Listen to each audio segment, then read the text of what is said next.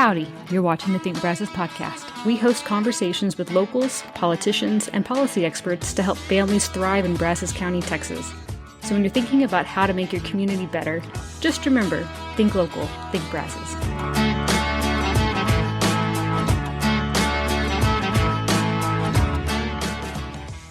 Before we jump in, if you're voting in Brazos County this election, we've put together a free 2026 Brazos Valley candidate guide. It lists every race on the ballot, from federal to local, with a downloadable spreadsheet you can customize and share.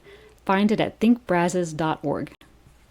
This is the Think Brazos podcast, and we're joined by Jordan Januse, who is running for Precinct 2 of the Brazos County Commissioner's Court. Jordan, thank you so much for coming on the podcast. Thanks for having me. Appreciate it. Thanks for having me. So, Jordan, this is the first time that you have run for any political position. Like I said, you're running for Precinct 2. Can you tell us a little bit about who you are, your background, and why you're running in a couple of minutes? Sure. Thanks again for having me. Yeah. My name is Jordan Januse. I'm a fifth generation Brazos County native. My family, long before they were here, establishing roots, building businesses, and raising kids right here. I was born in 1987, so I was brought home to the house that I grew up in, off 1179. So when I say I've lived in Precinct 2 my entire life, I have, except for 6 months that right after my wife and I got married, we moved in town, and then we moved right back out to Precinct 2. So, but yes, I'm a graduate of Sam Houston State, with a business admin degree, and I went into banking for a little over 10 years, and it was a great experience. I got to see budgets firsthand, got to see how debt piles up, and I got to see how local, decisions that our local government make, how they affect families and small businesses. From there, I opened up my own businesses. My family owned Frank's Country Store off of 1179. And in 2021, I bought a store similar, with a little restaurant that I owned and operated for 3.5 years. And I was able to sell it and, start a cleaning service company that we do commercial and residential homes. And I've got a great small team, and we're growing organically. It's nothing that we push out to people. We want it to be, I want the jobs to be done perfectly. And so I want to make sure we don't have a large customer base and we can't satisfy everyone. Sure. Other than that, I got married in 2011. I have 2 kids, a 7th grader and a 4th grader, Jack and Lily, and my wife is Madison. And we have 5 dogs and 4 cats, and living the dream. Yeah. So then, why jump into the county commissioner's race? What pushed you to do that? So Judge Peters, who I've known my entire life, I went to school with. Was it family friends? Or? Yeah, I went to school with his daughter, and my brother went to school. So anyways, we've known them my entire life, and I feel that with him stepping out, I think he did an incredible job with our county as constable, as commissioner, and of course as our county judge. And with him stepping down, I feel like there's a changing guard happening, and I want to be a part of that to make sure we keep Brazos affordable for families, and just making sure we keep Brazos the way it is. So what would be if we're focused on affordability, for example, what are some ideas that you have that you would like to implement should you be elected to this position? So Charlie, right? Charlie. Okay. So Charlie, honestly, from day one of my platform, I went with so in 2009, Texas approved the 2009, you could add up to 20% to your homestead exemption. Correct. It's low hanging fruit. It's there. They approved it in 2009. Brazos County never adopted it. I don't know why. A couple months ago, the county officials got together and they were able to cut the budget $8.5 million to adjust living that they were able to give their staff, and that's great. So I think that it can be done. It's like I said, up to 20%. Even if we don't do the full 20% right now, if we do it in increments of 5, 10, 15, 20 over the next couple of years, it gives family a sense of small relief right off the bat that we can adjust. We do not have to raise the tax rate. So you're saying that there's an additional 20% that can be deducted from the county taxes? On your homestead. On you your can homestead. increase your Okay. homestead up to 20%. Really? Of the value that they have it appraised at. And so whatever that 20% is, that's tacked on. I see. So which would help you lower your taxes. And College Station already does 5%. Okay. But the county as a whole does not. Okay. And beyond the homestead exemption, what other ideas or plans do you have? You know, honestly, I want to visit with all the staff or all the department heads and in each deal and just get a feel of what they need, their needs and wants, and look out for them. Our first responders, our sheriff's office, our DA's office, the health department. You know, they don't work for the commissioners; they are their own entity. But, Right. But their budgets are approved by the commissioners, and I think we just make sure we give our people what they need. Yeah. Okay. In Precinct 2, what do you think are some of the main challenges that constituents in Precinct 2 are facing right now? So Precinct 2 is rather large. Yeah, sure. I've learned this. It goes from OSR Oh, yeah. to the Navasota River all the way to Traditions, but it crosses and it's all Memorial and Briarcrest, Yeah. and it's a little bit of College Station. It goes all the way. It's got yeah. all four cities: Curtin, Wixon, Bryan, and College Station. Mm-hmm. And so we've got so much growth coming on that side of town. Which side? On the east side The east of town. side. Okay. And I think that we need to better our infrastructure, Okay. meaning our east to west roads. They get congested, and we need to find some ways to ease that. Okay. So, are you talking about like FM 1179, Harvey Road? So I'm that talking kind of Elmo stuff? Whedon Road, which is across Harvey. Sure. 1179, Older Lines, and 21. And For 21. sure, those four roads where growth is coming. What about north to south, like the loop that was proposed? The loop, I would have always been a no vote for. Okay. Where it was not. It didn't make sense in my opinion. Okay. I know that a lot of people were working against that loop, and I thank them for that. I think Judge Peters or Judge Cassell at the time and Commissioner Condola and all the commissioners did a great job with handling that. And when they finished it off at the time. But our north to south road is going to be okay with the Highway 6 expansion. Okay. But maybe later one day, Yeah. I'm sure we'll have to address it one day. But I always said if they had built 2818 and 47, 30 and 40 years ago out that way, just did the loops, we wouldn't be having discussions like this. They would have Yeah. already been there. But we didn't, and that's okay. Now it's time that we adjust and learn and adapt to what we need to do. Yeah. So have you looked into some of the regulation changes that the county is potentially wanting to do? There are some counties in Texas that have gone as far as almost outside of city limits, almost implementing their own zoning codes. They can't call it that because they don't have the statutory allowance from the state, but like very harsh regulations on builders building outside of city limits. For the county, it looks like they're trying to change road regulations, things like that. How much have you looked into that issue, and would you be in favor of, and I shouldn't have said harsh, basically just more firm regulations that would standardize growth outside of the city limits? When you say standardized growth outside, can you? So within city limits, Yes, sir. there's something called zoning where you say, in this part of the city, you're allowed to build this. In this Oh, part yes, of the sir. city, Yes, you're sir. allowed to build this.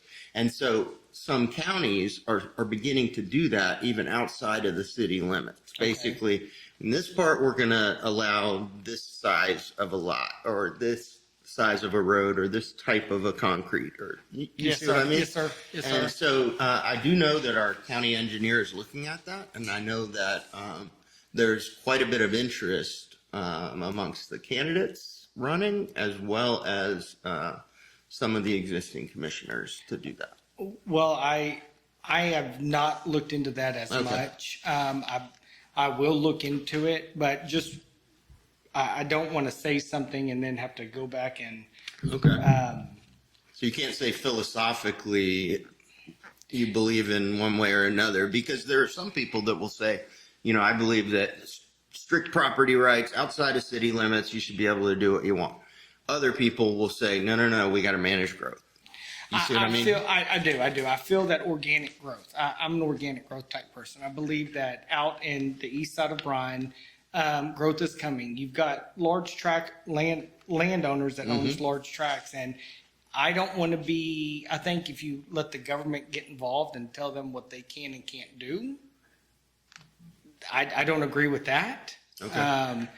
I feel that, but I don't want pop-ups to just start popping up everywhere. Pop-up homes to just start randomly appearing next to established subdivisions. So I feel that there's a way to work with builders, with the county to work with both builders and developers and say, hey, listen, let's streamline this. Let's look at it. Let's develop a plan, visit with the surrounding neighborhoods, that are out there that are already established, that are, built out, and let's try and all work together with it. I'm for one that's wanting to work.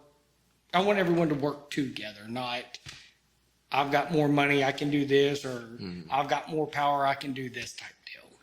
Are you worried about water and water, especially with the growth that's coming? Yes, water's very scarce. Yeah. And I think,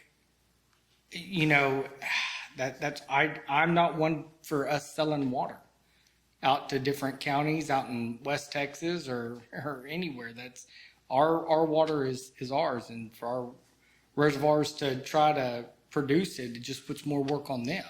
And I believe that if we're looking at big companies coming into town that require waters, I think that you really need to set some guidelines to say, hey, you need to build your own. Like, we need to have a plan to say, no, if you're coming to this area and it's approved, you're building your own water reservoir and, going about it that way versus dipping into our pond. Yeah, because I have to think, and this is more from personal experience on my part, but small farmers, ranchers out in the county, is there anything that the county can do to, should these wells start going dry? The smaller farms, ranches. Yes, sir. You live out in the county, so Yes, sir. so you're aware of that as well. People need to feed their water their crops and their cows and stuff like that. Do you think there's a role the county might play? I know. So, for instance, Wixon. Yeah, Excuse me. you're fine. Wixon has a board that they have, and I think they do a wonderful job. Okay. To my knowledge, from the little bit I know. But I think the county could always have a seat at the table and visit, or just hear, maybe not be on the board, but to at least be up there to have some sort of voice or concerns when one might arise. Okay. What other issues are you really, passionate about when it comes to the county, whether inside city limits or outside, that you're really looking at? Taxes. I'm really, my focus right now is on taxes. Taxes are squashing Like people out. property taxes. Yes, they're squashing people out of their homes. People that have worked their whole lives to own, and they've, you work your whole life to own a home, and then you really never own your home. You're always paying someone, your insurance, your taxes. Someone's always getting a dip in the paycheck, and so taxes are a concern. And I think as a county, we should be able to tighten our budget, work within the means that we can, and, you know, give some relief to our homeowners. Where I don't look at homeowners as being an ATM machine. They're not.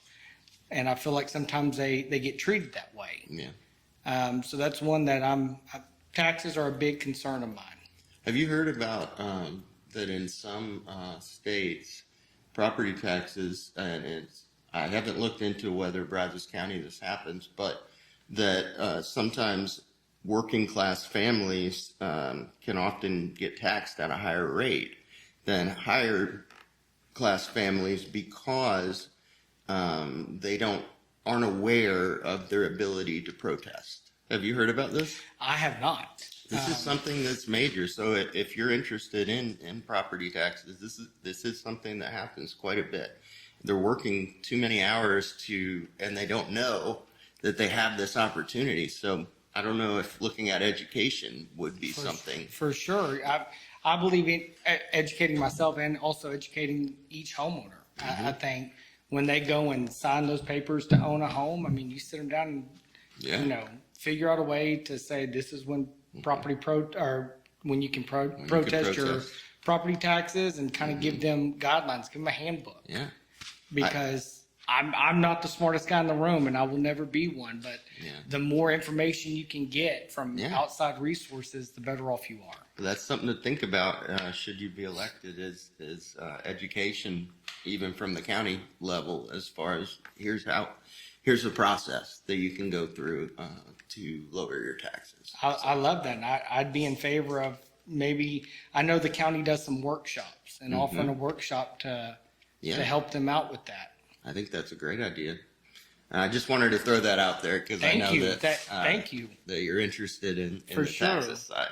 But that happens in a lot of states, including in Texas. So, well, that's great to know. Thank you for sharing. yeah, I had one more policy issue that I really wanted to touch on with you, and it is related to growth as well in the county. And it is, as you're probably aware, both cities. Well, I shouldn't say both cities because we also have Curtin and all those folks.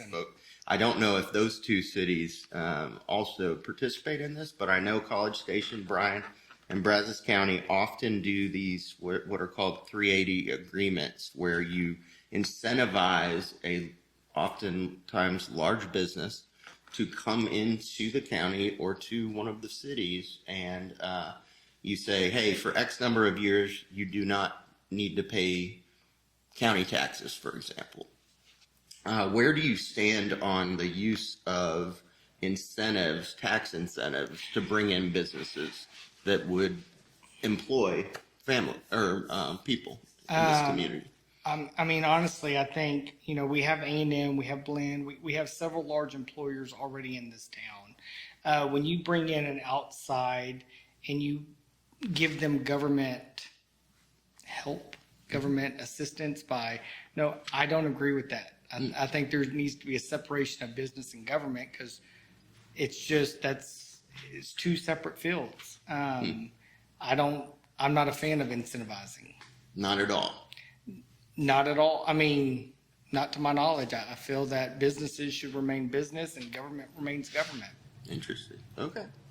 Now, I think for nonprofits and so forth, but when you're bringing in a data center, that's what I'm talking about. No, I not think, just data centers, but you would have, for example, a number of years ago, Bryan and maybe Brazos County as well did Nutrabolt in Bryan, and Nutrabolt came in for a number of years.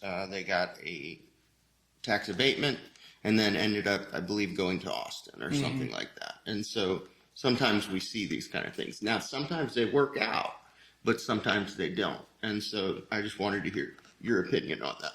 My opinion is I feel that if, like I said, I don't agree with incentivizing to get businesses here. I think the business is successful, they need to contribute just like everyone else does. Okay. So what have we missed that you really want to get out to the people, to the voters, especially in Precinct 2, before we wrap up? Honestly, I'm a hometown guy. I've worked for myself for the past since 2021. Before that, like I said, I was in banking, and before that, I worked for my family at their store. So I've worked in areas that I feel that I'm ready to take the next leap, the leap of faith into politics and help, tighten our budget and help the taxpayers out. I feel like there's a time to do it, and I feel like now's my time to serve. I feel like, the community's invested in my family for 5 generations. And I feel like it's my turn to give back. Okay. I just remembered one other question I wanted to get to, and it has to do with transparency. There's been a lot of talk of that on the court, especially in the last year. The court was meeting every week. Then for a little bit under the interim judge, went to, I believe, every other week. What's your feel on what's an appropriate amount of time that the court should spend meeting? Is it every week, every other week? And then workshops, things like that. What is your I guess, opinion on that? Honestly, I believe when at the interim judge, Kyle Cassell, implemented the two times a month. I think that's what it was. And it was to allow the staff to get the information, put the information down instead of rushing information out. Right. Not that they were doing that, but maybe just give a little more time to where the meetings might last a little bit longer, but more might get done in those meetings. Because you have more information, and B, you've been able to review and study more. I believe in those. I like that setting because I believe in the off weeks you could offer workshops. So that's kind of where you're at on that. I'm okay with the 2 times a month, and then offering workshops in between in the off weeks, or hosting an evening event for people that can't come to the 10 o'clock meetings to say, hey, let's meet at Brazos Center or Cracker Barrel or wherever it might be. And that's what I was going to ask as well, is currently they meet at 10 o'clock typically. And if should Mr. Cassell win, it looks like maybe it'll be every other week. What's your feeling on the time of day to meet? The time of day, as commissioner, you're employed by the county, and so you're there. So time of day doesn't matter, but if Judge Cassell wanted to do evenings, I'd be in favor of that. Okay. I'm not opposed to it. Okay, cool. Well, I think we hit everything I wanted to talk about. The only last thing I wanted to ask you is, should a person be watching this be curious about learning more about you, or want to get in touch with you or help your campaign, is there a website they can go to? Is there an email address they can reach out to, or anything else? Sure. I'm happy to come by and visit with anyone anytime. My website is jordanjanuse.com. Okay. My email is jordan@jordanjanuse.com.